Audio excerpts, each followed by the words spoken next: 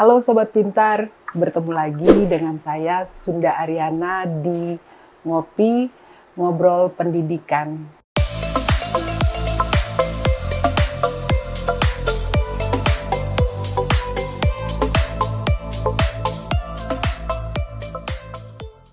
Dan kali ini kita akan ngobrol seputar pelayanan publik. Seperti apa pelayanan publik di Indonesia?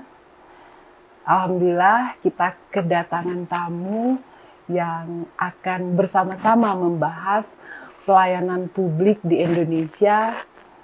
Kita sambut Pak Muhammad Naji, SH, M.Hum, PhD, selaku Ketua Ombudsman Republik Indonesia. Selamat datang Pak. Terima kasih Bu. Saya panggilnya apa ini? Bu Sunda. Ya. Ya. Namanya Ya. Sunda, tapi saya sebetulnya aslinya orang Pagaralan. Oh, bukan orang Sunda ya? Numpang lahir di Bogor. Namina Sunda tapi tetiasa nyarios Sunda. Bisa bahasa Sunda. Iya. Baik, terima kasih Pak kedatangannya di Ngopi, dan kami ingin sekali mengetahui apa itu ombudsman. Kalau dari menyebutkannya saja itu udah susah sekali Pak. Ini dari bahasa apa, dan mungkin juga Sobat Pintar ingin tahu apa itu ombudsman Pak. Iya.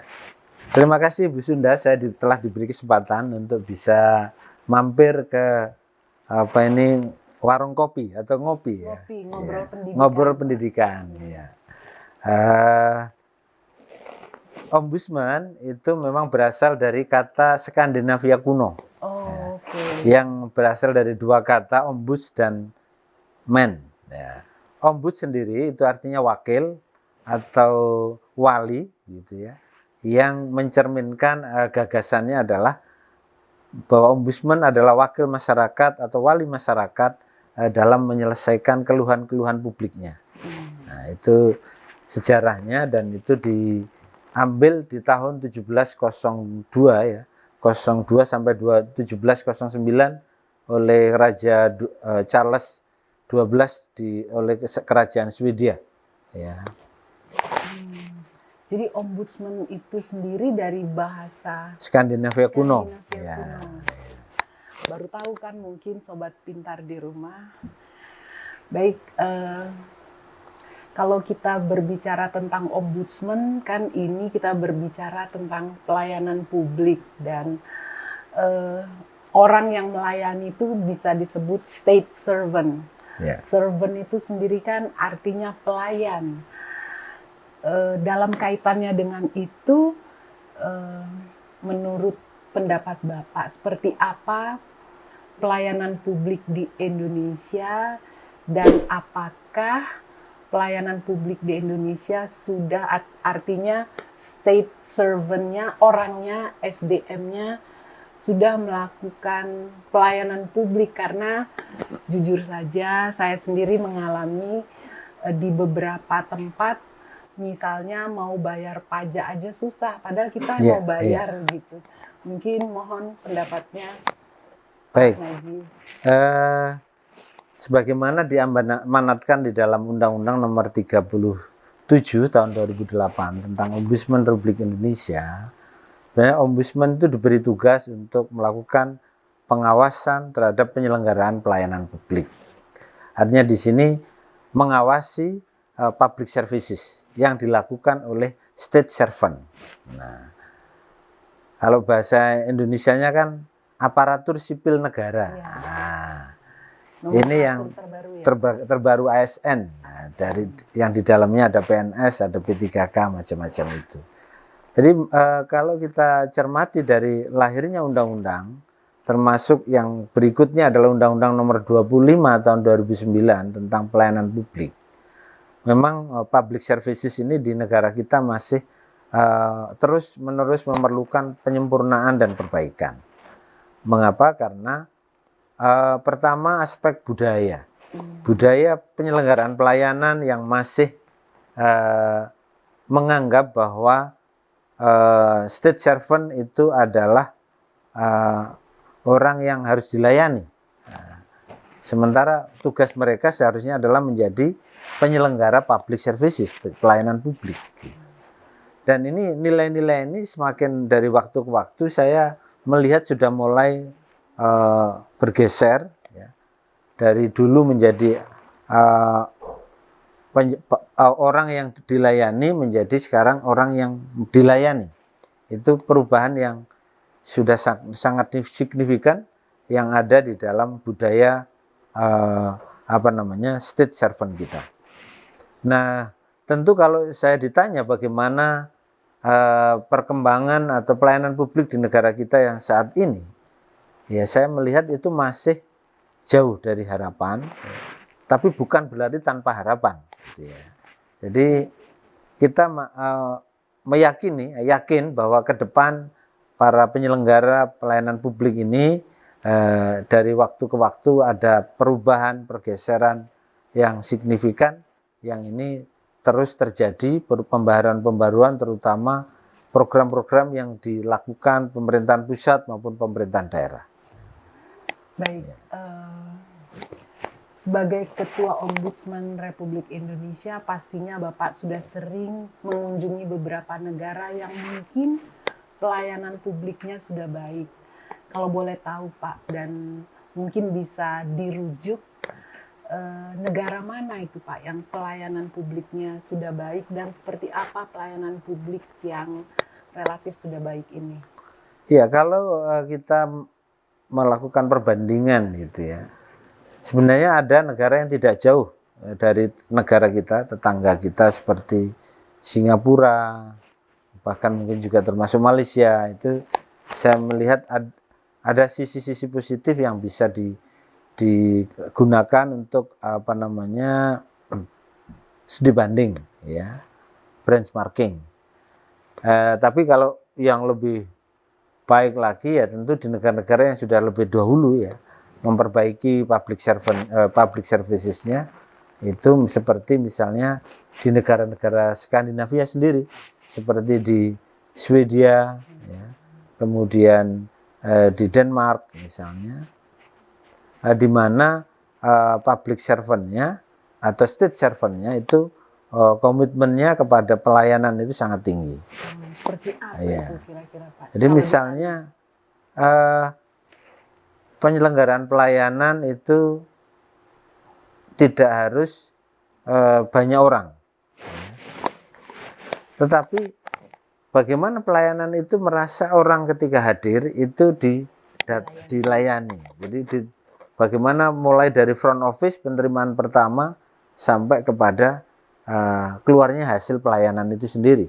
Umpama orang datang mengurus KTP, jadi sebelum datang ke tempat pencetakan kartu KTP, dia sudah tahu syarat-syarat apa saja yang harus dipenuhi, dan ketika sudah terpenuhi semua syarat-syarat yang diperlukan karena informasi yang disampaikan sudah cukup, maka ketika aplikasi dikembangkan atau sistem dibangun, orang tinggal menggunakan sistem itu dan melahirkan output hasil kerja yang kemudian dirasakan oleh masyarakat sebagai sesuatu yang membahagiakan.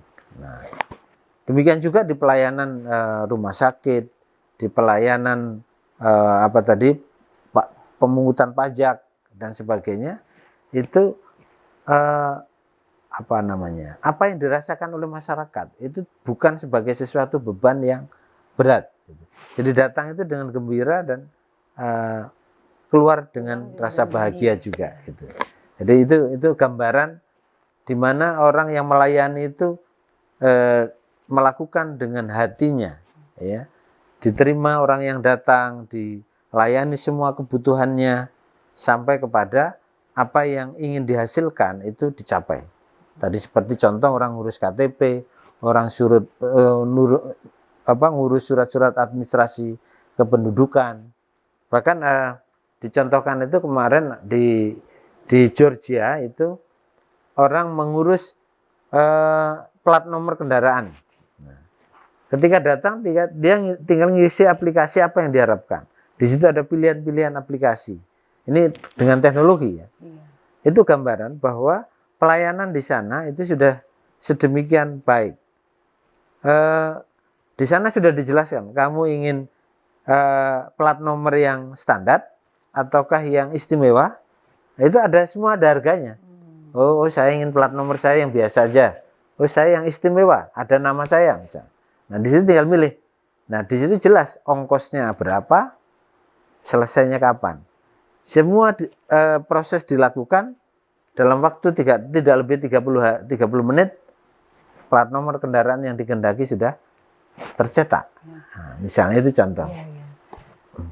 Jadi intinya pelayanan publik itu harusnya cepat dan transparan. Jadi biar masyarakat merasa gembira, merasa terlayani, cerdas informasinya. Ya. Tapi di Indonesia sendiri kan kita sudah ada tuh, di beberapa daerah tuh sudah ada mall pelayanan terpadu. Ya. Itu bagaimana Pak? Maksud terpadu ini mungkin apakah belum terpadu Pak?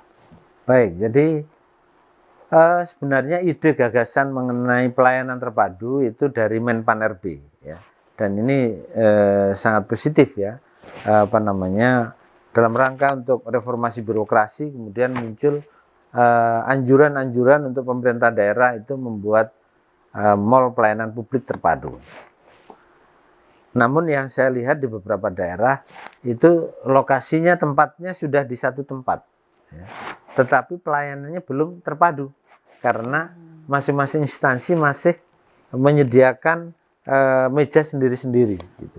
Dan belum dibangun mekanisme ekosistem pelayanan yang betul-betul terpadu, ya, satu atap, ya, one system, one roof, one system, gitu. Tapi sekarang ini masih one roof-nya, satu atap, tetapi sistemnya belum. Nah, memang pelayanan terpadu itu akan sangat cocok untuk daerah-daerah perkotaan. Ya, misalnya pemerintahan kota itu sangat sesuai karena masyarakat jangkauannya tidak jauh dengan pusat-pusat pelayanan.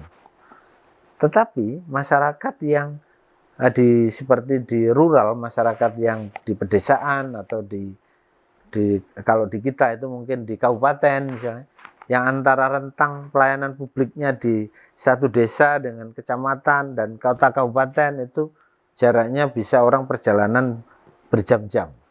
Nah, inilah yang harusnya pelayanan terpadunya tidak dalam bentuk satu atap, tetapi one system.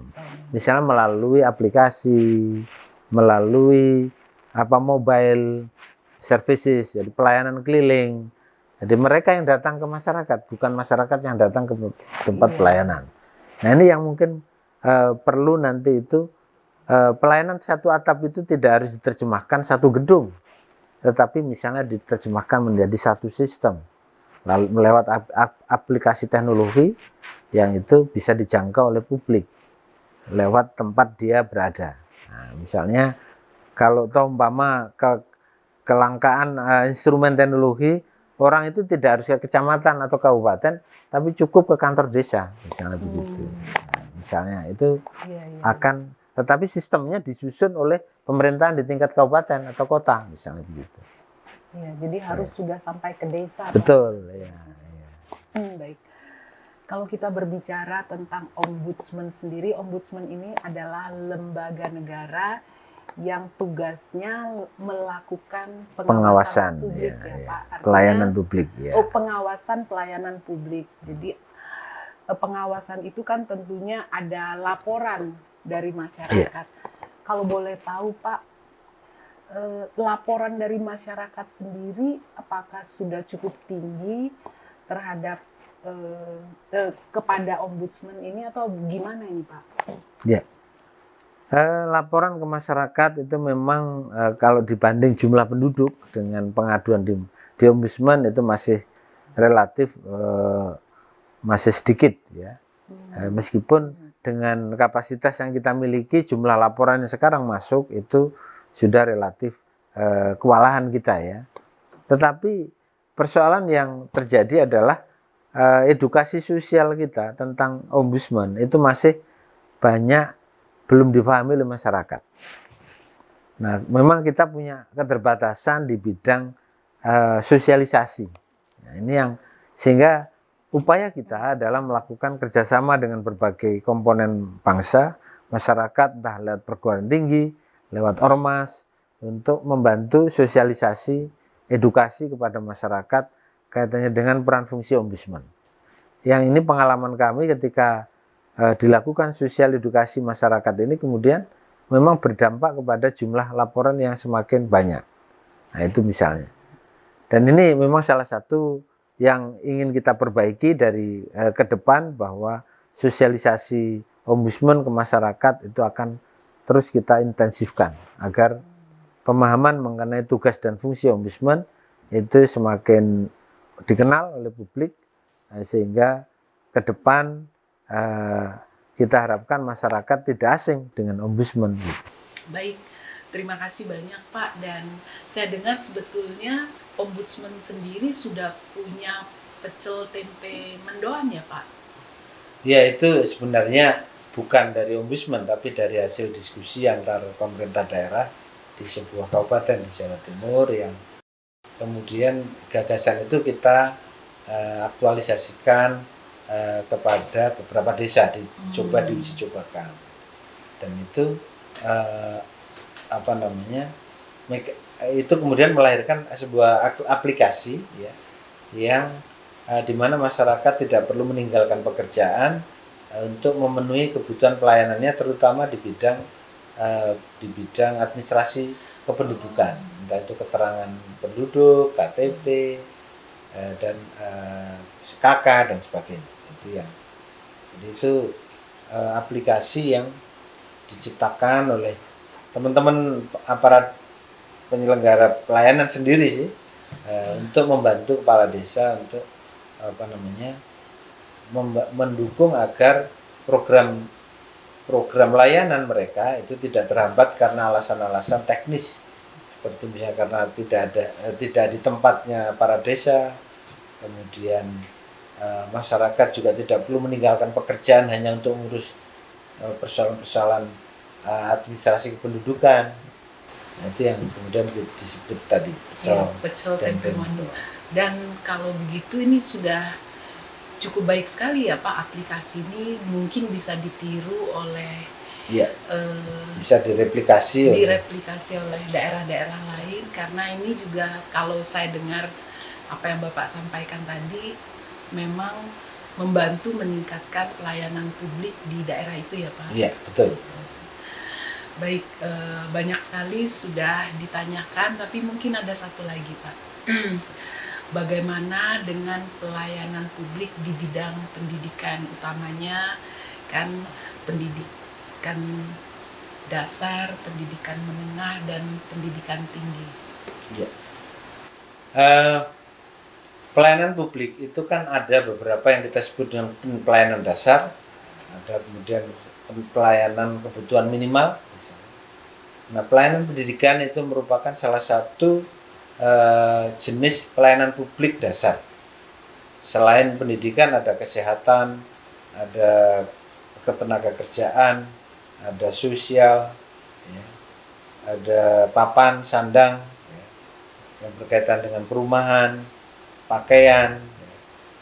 Nah, pendidikan menjadi salah satu kebutuhan dasar, karena itu ombudsman juga punya bagian yang memantau di bidang penyelenggaraan kebutuhan dasar ini, terutama di isu-isu pendidikan. Nah, isu-isu pendidikan ini kan contoh yang berkaitan dengan penyelenggaraan pendidikan menengah, dasar dan menengah adalah isu-isu PPDB misalnya, zonasi. Nah, itu perbaikan zonasi itu juga atas saran perbaikan ombudsman lewat Kementerian Pendidikan, yang sekarang juga diantaranya mengakomodasi kekhususan dan persoalan daerah yang belum ada sekolah dan sebagainya. Itu juga menjadi perhatian kita, karena memang pendidikan itu merupakan komponen pendidikan kebutuhan dasar yang harus dipenuhi oleh negara, oleh pemerintah, bahkan sampai kepada pendidikan tinggi. Nah, isu-isu pendidikan tinggi yang masuk ke ombudsman, selain pada isu-isu struktural seperti masalah pemilihan rektor, pemilihan wakil rektor atau pimpinan fakultas, program studi, kita juga sering mendapat keluhan kaitan dengan penyelenggaraan. Jadi misalnya contoh yang pernah kita tangani adalah penerbitan ijazah yang karena ada konflik antar dua penyelenggara pendidikan, dua yayasan misalnya, maka di sini terus ijazah siapa yang paling diakui, kan menimbulkan pelayanan yang tidak memberi kepastian kepada masyarakat. Nah, kemudian mereka lapor ke ombudsman, kita panggil para pihak, kemudian kita tegaskan bahwa penyelenggara pendidikan tinggi itu yang diutamakan adalah pelayanannya. Nah, konflik itu jangan sampai mengganggu pelayanan, silahkan konflik. Nah, akhirnya yang kemudian digunakan adalah sesuai standar penerbitan ijazah, yaitu oleh atas standar-standar yang ditetapkan, ada kode, nomor, akreditasi, dan yang tangan adalah rektor atau dekan yang terpilih yang menjalankan tugas. Jadi tidak boleh orang yang diangkat pimpinan yayasan yang lain yang kemudian menerbitkan ijazah sendiri juga, yang itu tidak terlibat dalam konteks penjaminan mutu penyelenggaraan pendidikan. Itu contoh pengalaman ya, bahwa kita pernah menghadapi masalah-masalah yang diadukan masyarakat terkait dengan pelayanan di perguruan tinggi. Di pendidikan menengah itu isu PPDB itu yang paling sering. Kalau ketika musim PPDB pasti pengaduan ke masyarakat, ke ombudsman juga tinggi. Gitu. Baik, terima kasih banyak Pak. Dan kalau ada masyarakat nih yang ingin melaporkan pelayanan publik yang mereka anggap masih belum maksimal, bisa kemana ya Pak? Ya, jika ada masyarakat yang ingin menyampaikan keluhan-keluhan pelayanan publik ke ombudsman, itu bisa membuka website ombudsman, ombudsman.go.id. Kemudian di sana akan ada kita siapkan berbagai platform laporan, ada lewat email, lewat telepon, lewat WhatsApp, lewat Facebook. Itu semua di sana informasi bisa kita peroleh ya, dan mudah. Ya. Masyarakat bisa datang ke kantor-kantor ombudsman yang tersedia di perwakilan, kalau di perwakilan di kota-kota provinsi, tapi kalau di pusat di Jalan Rasuna Said, bisa juga lewat tadi yang saya sebutkan, lewat telepon, lewat email, lewat platform media sosial yang kita sediakan, atau datang langsung ke alamat ombudsman terdekat sesuai daerah Bapak Ibu sekalian. Baik, terima kasih banyak Pak Sama-sama, bincang-bincangnya. terima kasih juga. Baik, Sobat Pintar, tadi sudah banyak kita mendapatkan informasi yang sangat informatif sekali, utamanya dalam kaitan dengan pelayanan publik. Dan semoga apa yang didiskusikan tadi juga bermanfaat buat Sobat Pintar di rumah. Sekian dulu ngopi kali ini, dan terima kasih. Salam pintar.